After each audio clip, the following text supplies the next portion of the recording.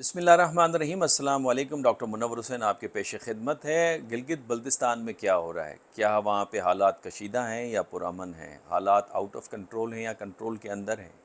जो कुछ हो रहा है उसकी वजूहात क्या हैं और उसका हल क्या है? आज के व्लॉग में ये बात करेंगे। हालांकि मैं बात करना चाह रहा था जो लाइटर वेट फाइटर जेट्स हैं जो पाकिस्तान भी बना रहा है, JF-17 थंडर, इसी तरह इंडिया का तीजा और साउथ कोरिया का FA-50, इनके दरमियान में मवाजना पेश करता कौन सा कारकर्दगी के लिहाज से इंटरनेशनल मार्केट में डिमांड किसकी ज़्यादा है और किसके अंदर क्या वेपन लगा हुआ है। कोशिश करूँगा कि किसी एक्सपर्ट को अपने साथ ले लूँ, लेकिन आज हम बात कर लेते हैं गिलगित बल्तिस्तान पे।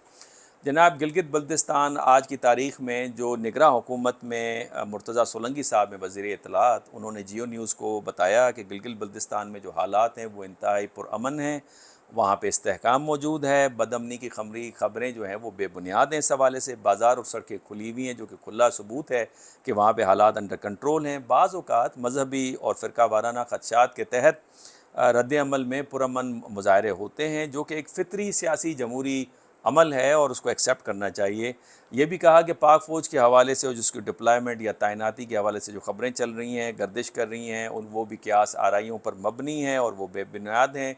सिक्योरिटी फोर्सेस और पैरामिलिट्री फोर्सेस को पहले ही गिलगित बल्तिस्तान की हुकूमत की रिक्विजिशन के ऊपर वहाँ पे तैनात किया जाता है, मुहर्रम के 40वें के हिसाब से जो शोहदाए करबला का वहाँ मनाया जाता है, ताकि पुरअमन और ऑर्गेनाइज्ड वे में सारा प्रोसेशन चलें। और इस हवाले से दफ़ा 144 भी लगाई जाती है।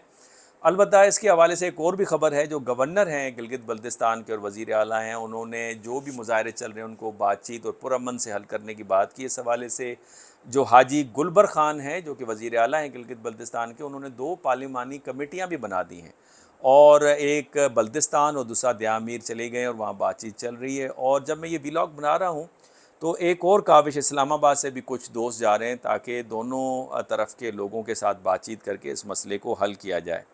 हिंदुस्तान टाइम्स इसको किस तरह से डिपिक्ट कर रहा है? इंडियन मीडिया ज़्यादातर रैशनल नज़र आता है, लेकिन कुछ मीडिया ऐसा है जो कि गलत पिक्चर डिपिक्ट कर रहा है।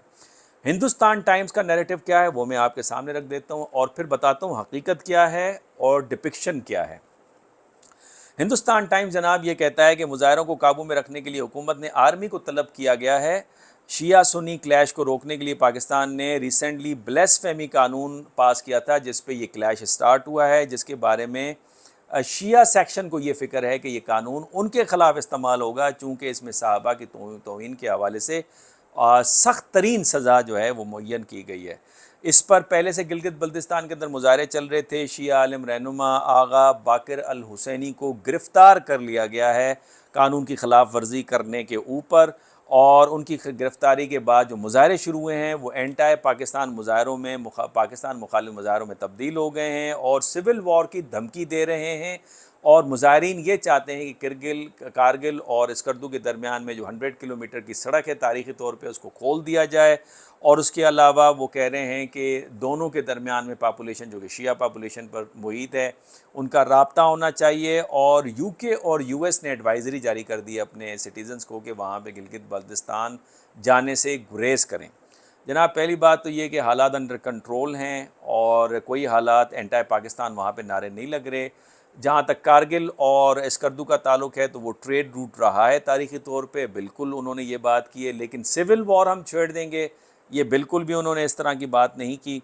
और उसके अलावा जो एडवाइज़री है वो US ने बिल्कुल उस हवाले से जारी की हुई है कि हालात कशीदा उनको नज़र आते हैं, और वैसे भी कैजुअलिटी सेंसिटिव नेशंस हैं, चाहे वो UK हो चाहे वो US हो। इस हवाले से ख़ुद इंडिया के बारे में कई दफ़ा उन्होंने एडवाइज़री जारी की हुई है। और जो शिया क्लर्क हैं बाकिर अल हुसैनी, वो बिल्कुल गिरफ़्तार नहीं हैं, उनके ख़िलाफ़ FIR ज़रूर कटी है और कोई भी उन्होंने कानून की खिलाफ वर्जी इस हवाले से करते हुए वो नज़र नहीं आ रहे। तो लिहाजा जो पिक्चर डिपिक्ट की गई है कि सिविल वॉर की तरफ जा रही है, हालात बहुत कशीदा हैं और इसलिए आर्मी को वहाँ पे डिप्लॉय किया गया है, तो इस तरह की कोई पिक्चर नहीं है। अब मैं अपना तज्जिया रख देता हूँ। प्रॉब्लम क्या है? प्रॉब्लम यह है कि गिलगित बल्तिस्तान बहुत सेंसिटिव एरिया है।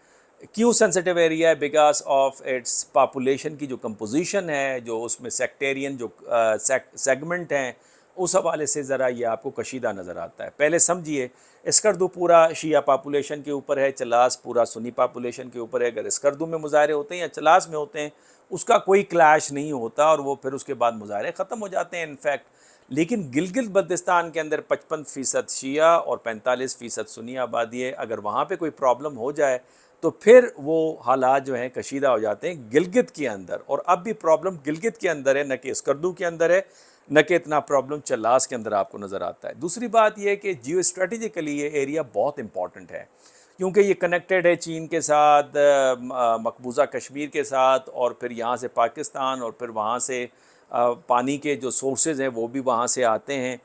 फिर कश्मीर बिल्कुल करीब है, और उसके बाद सी पैक के हवाले से ये रूट बड़ा इंपॉर्टेंट है। तो इस हवाले से भी ये एरिया बड़ा सेंसिटिव आपको नज़र आता है।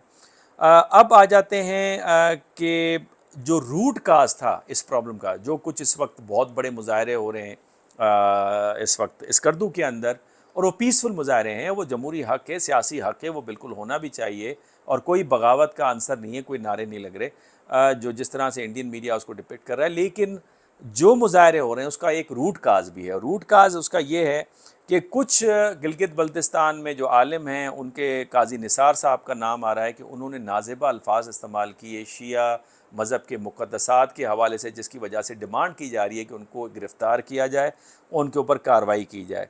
अलबत्ता मुज़ाहरे पहले से जो एक कानून पास किया गया है, जिसके ऊपर मैंने पहले भी व्लॉग बनाया था डॉक्टर रसूल बशर रईस के हवाले से, कि उन्होंने आर्टिकल लिखा, ये जो प्रियम्बल हमने पास किया 1948-49 के अंदर, कायद-ए-आज़म मोहम्मद अली जिन्ना पाकिस्तान को सेकुलर देखना चाहते थे। उनका विजन ये था कि Islam itself is the most secular religion in the world. जब वो ला इकराह फिद्दीन की बात करता है, लकुम दीनकुम वलिय दीन की बात करता है, जब जिन्ना साहब ने फरमाया कि आप मस्जिद में जाएँ, मंदिर में जाएँ, मस्जिद में जाएँ, आप आज़ाद हैं, रियासत का इसमें कोई अमल दखल नहीं होगा।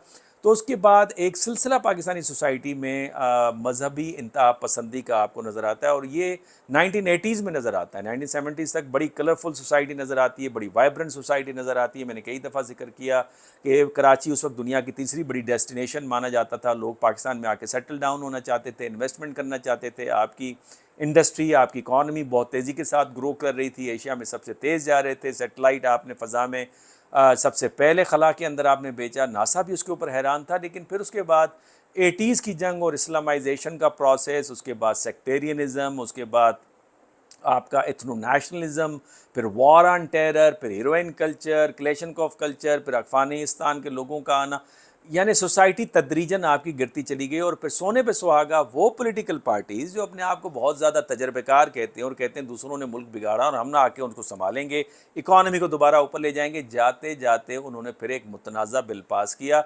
इस सूरत में जब सऊदी अरब अपने आप को मुकम्मल रिफॉर्म कर रहा है, ईरान अपने आप को तब्दील कर रहा है, और पाकिस्तान पुरानी डगर पे उसको चलाने के लिए ये तजर्बेकार पॉलिटिकल पार्टीज़ जाते जाते फिर एक जलती पे तेल का काम या तेल पर जलती का काम करके चले गए, जिसकी वजह से आज हम ये चीज़ देख रहे हैं। तो मेरा ख्याल है उसको रिवर्ट करने की ज़रूरत है, रिवर्स करने की ज़रूरत है। तो बुनियादी तौर पे जो इसका काज है वो नाज़िबा अल्फाज का इस्तेमाल है, जो काजी निसार साहब ने किया, और उलमा के ऊपर ये ज़्यादा ज़िम्मेदारी आयद होती है कि वो मोहतात अपना रवैया अख्तियार करें।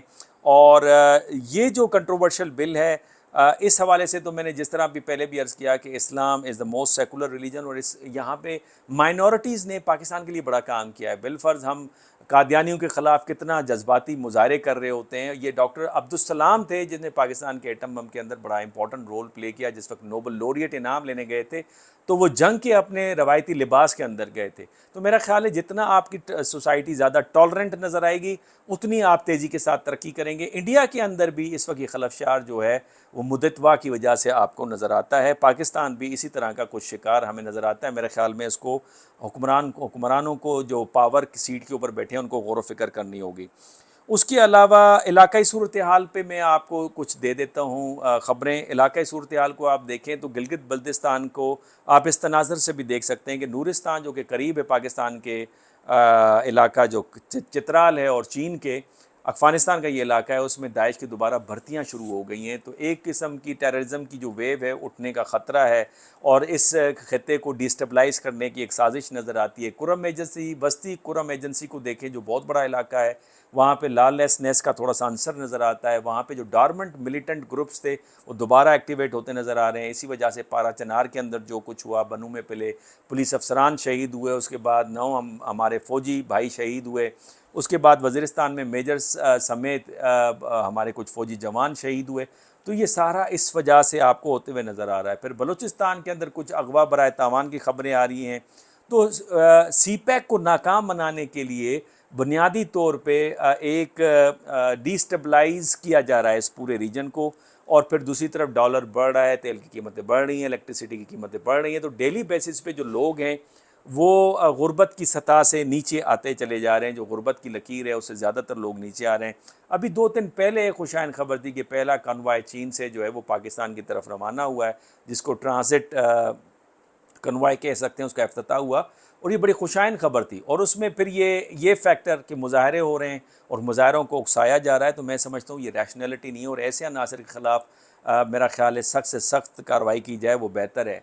इसका हल क्या है? इसका हल बड़ा आसान सा है कि आपको स्ट्रेटेजिक डिसीजन लेना पड़ेगा, बजाय इस पे डिपेंड करने के और उसके डिपेंड करने के और उन फोर्सेस को अलाउ करने के कि वो जो ख़ित्ते के अंदर डिस्टेबलाइजेशन लाना चाहते हैं ताकि सीपैक कामयाब ना हो। और ये वाहिद रास्ता है पाकिस्तान को इकनॉमिक दलदल से निकलने का, उसको नाकाम बनाने के हवाले से मैं समझता हूँ कि स्ट्रेटेजिक डिसीजन लेना होगा कि हमें अपने पाँवों पर ख़ुद खड़ा होना है, और ख़ुद खड़े होने के लिए आपको रिफ़ॉर्म लाना है, और रिफ़ॉर्म के लिए आपको इलेक्शन का होना ज़रूरी नहीं है। अगर election fair and free and fair elections होते हैं पाकिस्तान के अंदर, आप बहुत सारे दोस्त इससे इख्तलाफ भी करेंगे, फेयर एंड फ्री इलेक्शंस होंगे, तो आपको पता है जो 14 पार्टियों का जो इस वक्त जो गठजोड़ बना हुआ है ये तो पॉपुलर नहीं है, जो फिर जो पॉपुलर हैं उनको आने दिया जाएगा। और अगर फेयर एंड फ्री इलेक्शंस नहीं होते तो फिर एक दफ़ा फिर शोर शराबा होगा। तो मैं समझता हूँ ये प्रोफेशनल टीम इस वक्त बुरी हुकूमत में बैठी है, इनको कुछ वक्त देना चाहिए और इनको कोशिश करनी चाहिए कि रिफॉर्म के लिए कम अज़ कम डॉक्यूमेंट तैयार करें और पाकिस्तान को कम अज़ कम उस स्टेज पर ले जाएँ जहाँ पाकिस्तान टेक ऑफ कर सके। इजाज़त दीजिए।